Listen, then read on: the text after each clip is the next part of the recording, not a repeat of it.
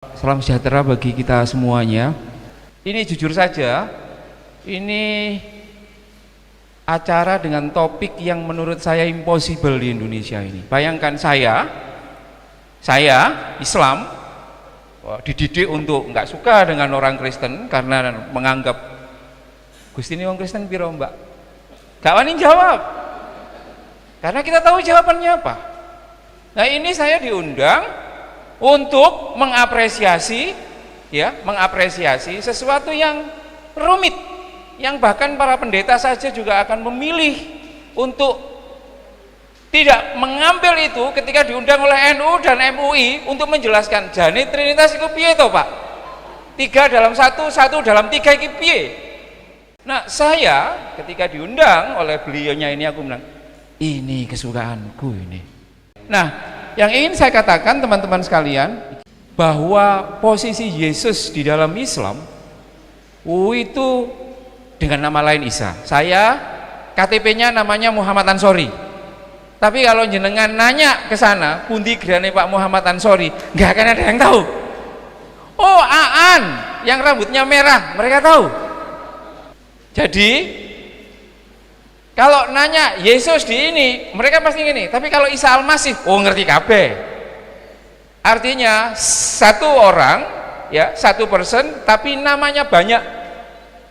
Nah di kami Yesus yang nama lain dari Isa Al-Masih itu dinarasikan sebanyak 25 kali di dalam Al-Quran. Kalau yang studi Al-Quran, nggih ngapunten nggih. Nabi saya Nabi Muhammad itu gak sampai 5, gak sampai 10 mbak. Kita nanya saja, misalkan kalau yang diwirid oleh ibu-ibu ini adalah nama suaminya ketimbang nama laki-laki lain, atau dia mewirid nama laki-laki lain lebih banyak dari nama suaminya, orang akan marah kan, loh kok yang kamu wirid ini nama laki-laki lain timbang ini. Yang ingin saya katakan bahwa di dalam kerangka Al-Quran itu sendiri, posisi Yesus itu, Isa itu sangat luar biasa. Nanti akan saya jelaskan kenapa dielu-elukan di dalam Al-Quran, tiba-tiba justru di Indonesia kamilah pengikut Islam ini yang menjadi kelompok yang tidak semua orang Islam ya Pak Pendeta, tapi kalau lihat data ngerinya gereja yang ditutup misalkan, kemudian kita bisa tahu ini gimana, sama-sama the follower of Jesus dengan cara yang berbeda, kok tiba-tiba ininya berbeda. Yang ingin saya katakan adalah bahwa sebenarnya posisi Yesus di dalam Al-Quran, we all harusnya secara Alkitabiah, secara Quran itu sebenarnya posisinya sangat clear seperti itu. Nah sebelum saya akan ngomong kenapa kok kami menjadi sangat tidak suka dengan jenengan semuanya, saya ingin mengapresiasi betapa saya itu sangat berterima kasih kepada teman-teman gereja karena sudah mampu mendidik jemaat-jemaatnya itu dengan sangat baik, sehingga mereka menurut survei ini survei mahasiswa-mahasiswi seluruh Indonesia mengenai tingkat toleransi. Jadi mahasiswa-mahasiswi selain Islam itu tingkat ketika disurvei itu tingkat toleransinya paling tinggi. Nah sayangnya kami yang warna merah ini masih sangat intoleran kayak gitu. Artinya apa? Artinya bahwa pendidikan agama Kristen dengan perspektif Trinitarian itu ternyata mampu untuk mendorong warga jemaat ini untuk bisa berkontribusi secara konkret menyangkut soal toleransi. Nah terus umatmu iki piyean? Kok masih seperti ini, terutama galak sekali. Orang Islam itu kan galak terhadap selain Islam, tapi kalau masih ke mana Magelang itu mas, ke Borobudur masih mau, ke Klenteng masih mau, tapi kalau ke gereja nanti dulu ini kan. Nanti bisa ditanyakan kepada mbak-mbak ini bagaimana perasaan pertama kali masuk di gereja. Yang ingin saya katakan bahwa gereja mendapat special attention terkait dengan dari pandangan Islam itu sendiri. Karena apa? Karena ada beberapa faktor itu sendiri. Next mas, Saya akan terus menyatakan kenapa sih kemudian angkanya tinggi sekali persekusi. Nanti masuk ke Trinitarian. Saya ingin seperti ini Bu Bapak.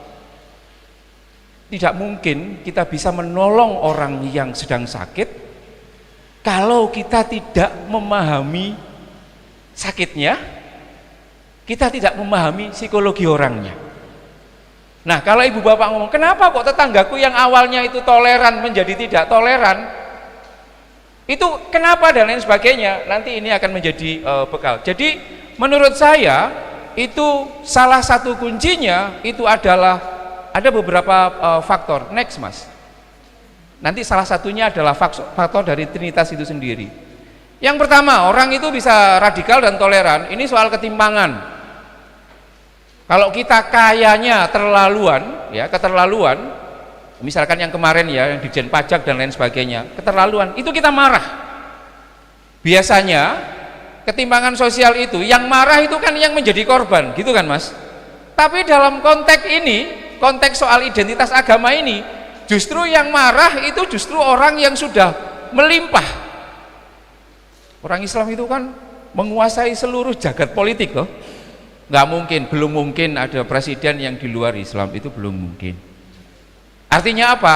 Kami ini sebenarnya tidak tertindas. Tapi kenapa ada orang yang tidak tertindas, tapi kemudian malah berposisi sebagai orang yang selalu tertindas, ngamuk.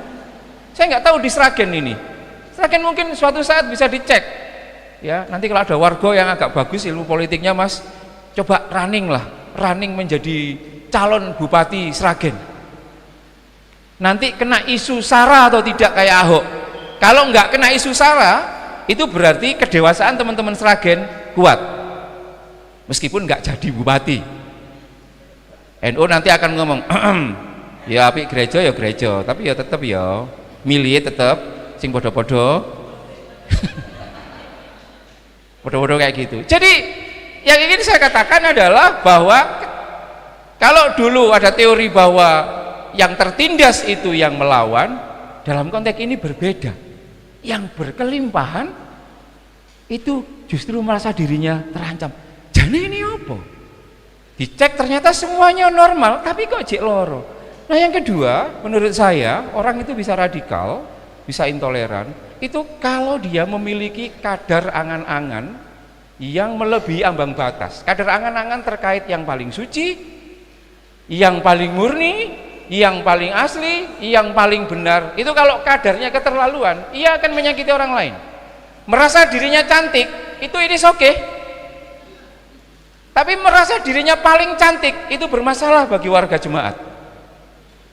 Kalau misalkan pendeta Wawan mengatakan, istriku cantik, semua oke. Tapi nek istriku paling cantik seluruh GKJ, wah ini ibu-ibu majelis akan bermasalah. Pak ya jangan gitulah.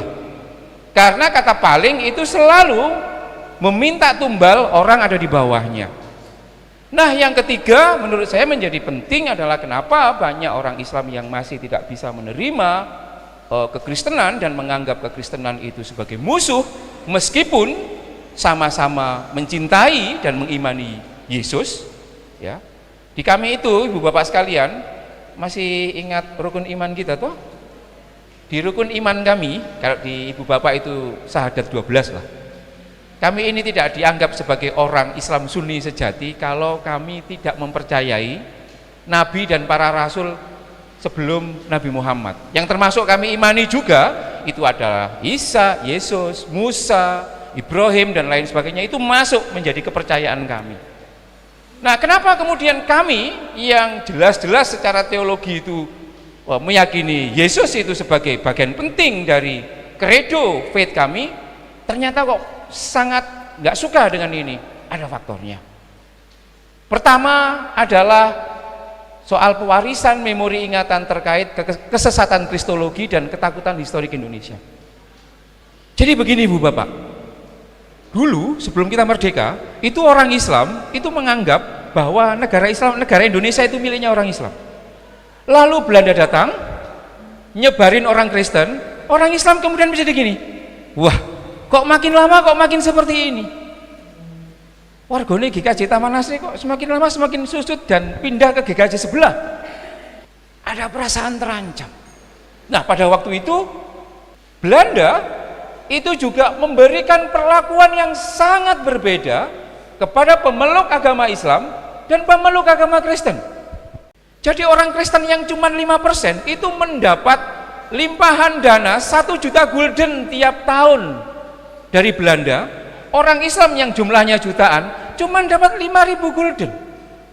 Jadi orang Islam ini seperti didu. Oh gini ya jadi orang Islam, dikuyau-kuyau begini. Nah memori itu kemudian terus dilembagakan. Sehingga ketika Belanda itu sudah nggak ada, kekristenan masih ada di sini, memorinya orang Islam itu masih begini. Kowe anak Londo, ya, kowe anak Londo dan kamu bagian dari penjajah itu sendiri. Yang kedua, orang Islam menjadi sangat marah ketika banyak orang Kristen tidak sepakat piagam Jakarta, Mas. Orang Islam, loh, jari ini dulur. Iki sing menang pertandingan kan aku. Pada waktu 45 itu yang paling banyak pendukungnya itu kan kelompok Islamis. Karena aku pendukung yang paling banyak, ya berarti aku yang boleh ngatur negara ini, tak atur sesuai agama Islam dengan piagam Jakarta. Konco-konco nasionalis dan konco-konco Kristen mengatakan, ojo ngono rek. Loh, jarene aku sing pemenang. Harusnya ya aku ikut. Aku mengatur soal itu. Sampai sekarang piagam Jakarta tidak terimplementasikan. Lukanya orang Islam mengatakan, anjay ini Kristen dibalik dalang semua itu. Jenenge wong ndak seneng, Mas, Mbak. Yang kedua yang ini membuat, ini mungkin nggak akan pernah disampaikan ya.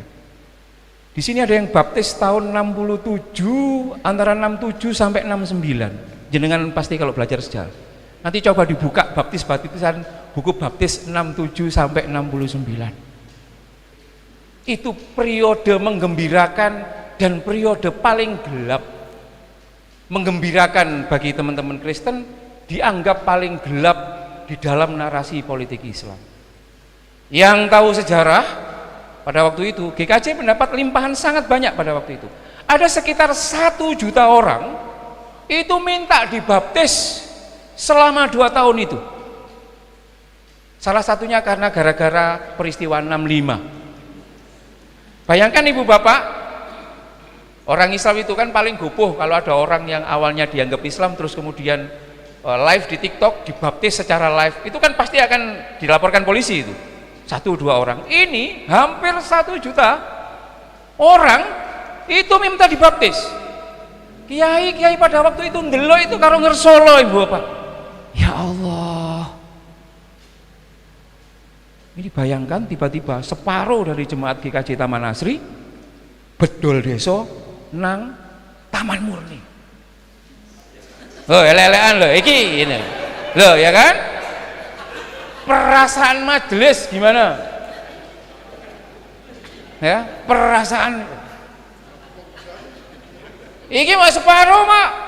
Ini 1 juta.